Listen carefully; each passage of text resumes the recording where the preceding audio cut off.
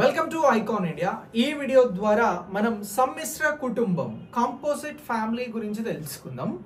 ఈ టాపిక్ అనేది మీకు సోషియాలజీ పాయింట్ ఆఫ్ వ్యూలో చాలా ఇంపార్టెంట్.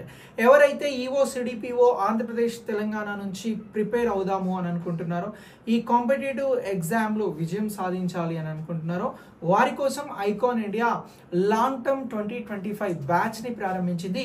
ఇందులో మీకు పేపర్ 1 పేపర్ 2 లైవ్ క్లాసెస్ ద్వారా బోధించడం జరుగుతోంది.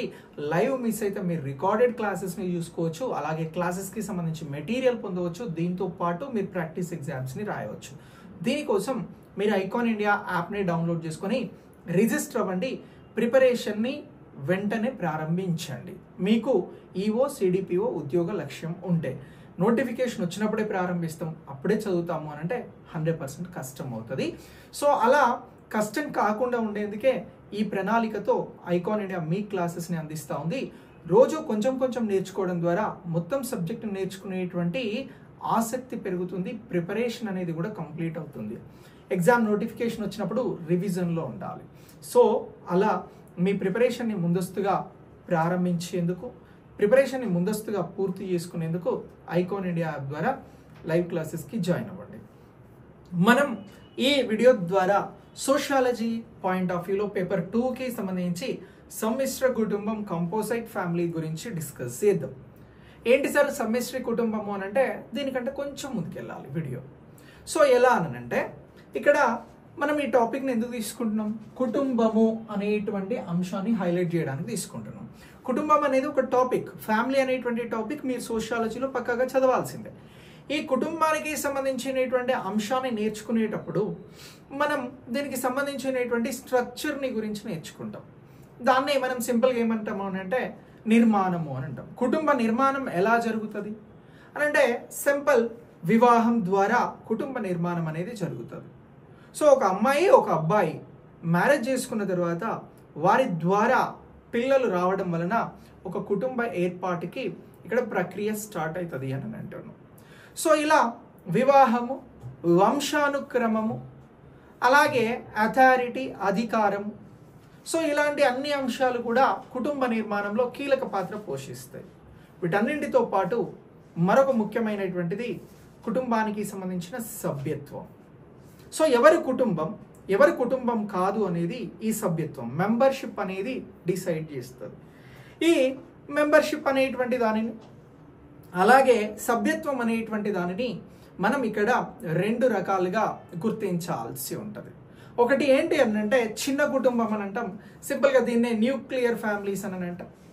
సో ఈ చిన్న కుటుంబంలో ఎవరు ఉంటారు సార్ అని అంటే, ఒక తల్లి, ఒక తండ్రి, వారికి అవివాహితులైనటువంటి కూతురు లేదా కొడుకు ఉంటారు, వివాహం కానటువంటి వారు.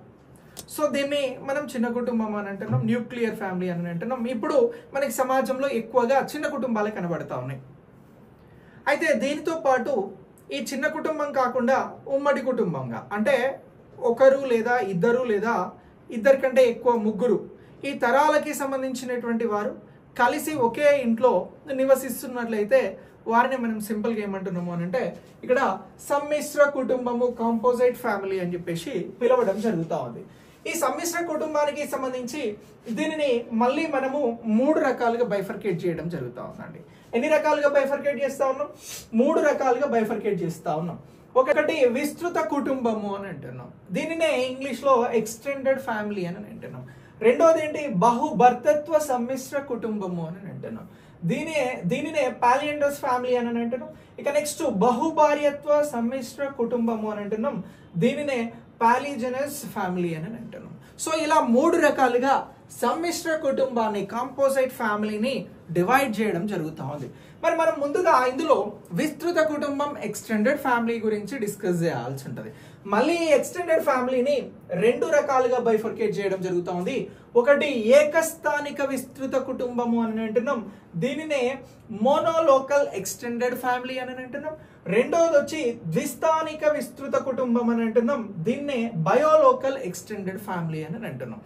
మళ్ళీ ఈ ఏకస్థానిక విస్తృత కుటుంబాన్ని 3 రకాలుగా బైఫర్కేట్ చేయడం జరుగుతూ ఉంది.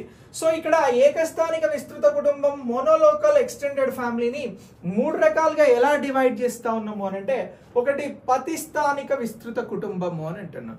ఇక్కడ ప్యాట్రిలోకల్ ఎక్స్టెండెడ్ ఫ్యామిలీ అని చెప్పేసి పిలవడం జరుగుతూ ఉంది. అంటే ఏంటి, ఒక అమ్మాయి మ్యారేజ్ చేసుకున్న తర్వాత ఆ అమ్మాయికి సంబంధించినటువంటి హస్బెండ్ దగ్గరికి వచ్చి ఉంటారు, అంతే కదా. సో ఇక్కడ పతిస్థానిక అని అంటున్నాం.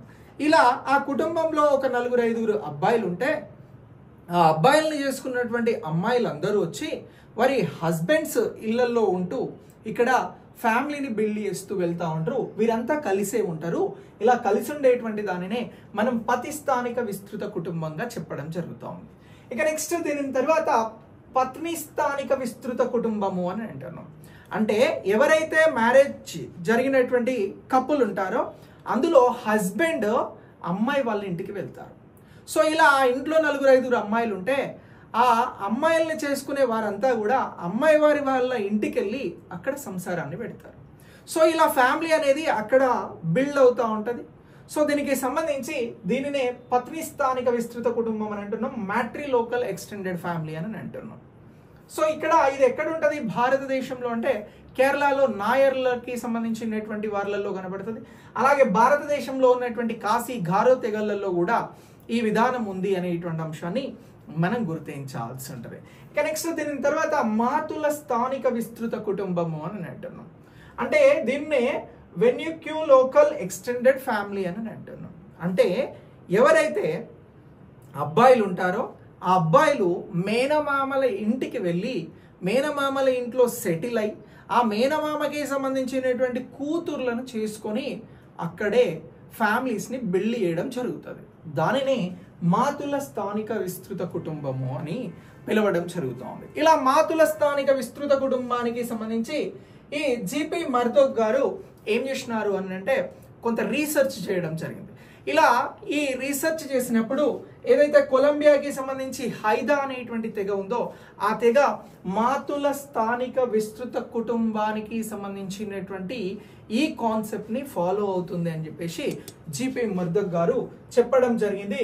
ఇలా ఈ అంశాన్ని మనం ఎగ్జామినేషన్ పాయింట్ ఆఫ్ వ్యూలో గుర్తించాల్సి ఉంటుంది. ఇక నెక్స్ట్ మనం ఏకస్థానిక విస్తృత కుటుంబాలకి సంబంధించి ఇలా ఈ అంశాలను మాట్లాడినాం. ఇక ద్విస్థానిక విస్తృత కుటుంబాలు అని అంటున్నాం. మరి ద్విస్థానిక విస్తృత కుటుంబాలు అని అంటే ఇప్పుడు ఒక కుటుంబంలో ఒక 5 మంది ఉంటే ఒక 2 అబ్బాయిలు లేదా ఒక 3 ఒక 5 అమ్మాయిలు ఒక 5 అబ్బాయిలు ఉన్నారు అని అనుకుందాం. ఇందులో ఒక 3 లేదా 4 లేదా కనీసం 2 తల్లిదండ్రులతోటే ఉంటూ వారు ఆడపిల్లలు అలానే ఉన్నారు, పెళ్లిళ్ళు చేసుకొని ఇక్కడే ఉన్నారు, అబ్బాయిలు కూడా పెళ్లిళ్ళు చేసుకొని ఇక్కడే ఉన్నారు, వారితో పాటు వాళ్ళ మనవళ్ళు మనమరాళ్ళు ఇలా వీరంతా కూడా ఇక్కడే ఉంటున్నారు. సో అంటే ఒక కుటుంబం ఏర్పడేటప్పుడు ఒక కపుల్కి ఉన్నటువంటి పిల్లలు కొద్దిమంది వారింట్లోనే ఉంటూ పెళ్ళిళ్ళు అయిన తర్వాత కూడా అక్కడే కొనసాగుతూ మనమళ్ళు మనమరాళ్ళు ఇక్కడే ఉంటే దానిని ఏమని అంటున్నాము అని అంటే ద్విస్థానిక విస్తృత కుటుంబము అని అంటున్నాం. ఓకే, సో ఇలా దీన్ని గుర్తుపెట్టుకోవాలి, ద్విస్థానిక విస్తృత కుటుంబంని. ఇక నెక్స్ట్ దీని తర్వాత బహు భర్తత్వ సమ్మిశ్ర కుటుంబము అని అంటున్నాం. ఇక్కడ పాలియండ్రస్ ఫ్యామిలీస్ కి సంబంధించి బహుభర్తత్వం అని అంటే ఒక అమ్మాయి ఎక్కువ మంది అబ్బాయిలను పెళ్లి చేసుకొని ఎక్కువ మంది భర్తలను కలిగి ఉంటే బహుభర్తత్వ సమ్మిశ్ర కుటుంబము అని చెప్పేసి గుర్తుంచుకోవాలి. భారతదేశంలో దీనికి సంబంధించి తోడా తెగ, తీయన్ అనేటువంటి తెగలు ఈ విధానంలో ఇక్కడ బహుభర్తత్వ అనేటువంటి కాన్సెప్ట్తో ముందుకు వెళ్తా ఉన్నాయి. అంటే ఇక్కడ ఎక్కువ మంది భర్తల ద్వారా సంతానం పొందినటువంటి స్త్రీ ఆ పిల్లలందరినీ కూడా ఒకే విధంగా ఒకే ఇంట్లో పెంచుతూ ముందుకెళ్తూ ఉంటుంది. అంటే అదొక జాయింట్ ఫ్యామిలీగా ఉమ్మడి కుటుంబంగా ముందుకెళ్తూ ఉంటుంది. ఇక నెక్స్ట్ ఇక్కడ బహుభార్యత్వ సమ్మిశ్ర కుటుంబము అని అంటున్నాం. సో ఈ పాలియోజెనీస్ ఫ్యామిలీకి సంబంధించి ఎక్కువ మంది ఒక వ్యక్తి ఎక్కువ మంది భార్యలను కలిగి ఉండి ఆ భార్యలందరి పిల్లల్ని కూడా ఒకే ఇంట్లో పెంచుతూ వేర్వేరు కాపురాలు పెట్టకుండా ఒకే దగ్గర కాపురం పెట్టి ఉన్నట్లయితే దాన్నే బహుభార్యత్వ సమ్మిశ్ర కుటుంబము అని అంటున్నాం. సో ఇది ఏ తెగలలో కనబడుతుంది అని అంటే మురియా అనేటువంటి తెగ, బైగా అనేటువంటి తెగ, అలాగే ముండా అనేటువంటి తెగలలో ఇది కనబడుతుంది. సో ఇలా బహుభార్యత్వానికి సంబంధించిన కాన్సెప్ట్ ఉంది. సో ఇలా సమ్మిశ్ర కుటుంబానికి సంబంధించి కాంపోజైట్ ఫ్యామిలీకి సంబంధించి ఇలా 3 రకాలుగా విస్తృత కుటుంబం, బహుభర్తత్వ సమ్మిశ్ర కుటుంబం, అలాగే బహుభార్యత్వ సమ్మిశ్ర కుటుంబాలు ఉంటాయి అని గుర్తుంచుకోవాలి. విస్తృత కుటుంబాన్ని మళ్ళీ మనం 2 రకాలుగా డివైడ్ చేసినాం. ఒకటి ఏకస్థానిక కుటుంబం, 2 ద్విస్థానిక కుటుంబం అన్నాం. మళ్ళీ ఏకస్థానిక కుటుంబాన్ని 3 రకాలుగా డివైడ్ చేస్తున్నాం. పతిస్థానిక సమ్మిశ్ర కుటుంబం, అలాగే పత్ని స్థానిక సమ్మిశ్ర కుటుంబం, అలాగే మాతుల స్థానిక సమ్మిశ్ర కుటుంబము అని చెప్పేసి గుర్తుంచుకుంటే, ఈ ఒక్క మ్యాప్ని గుర్తుంచుకుంటే మీకు మొత్తం కాన్సెప్ట్ గుర్తుంటుంది. సో ఇలా ఈ అంశాలను ఎగ్జామినేషన్లో ఫాలో అవ్వండి. సో మీకు ఉపయోగపడితే క్వశ్చన్స్ వచ్చిన ఆన్సర్స్ని ఈజీగా చేయవచ్చు. సో ఇలాంటి క్లాసెస్ కోసం ఐకాన్ ఇండియా ఛానల్ని ఫాలో చేయండి, వీడియోని లైక్ చేసి మీ మిత్రులకి షేర్ చేయండి. మీరు ప్రిపరేషన్కి సిద్ధంగా ఉంటే వెంటనే ప్రారంభించండి. Thanks for watching. నెక్స్ట్ వీడియోలో మళ్ళీ కలుద్దాం.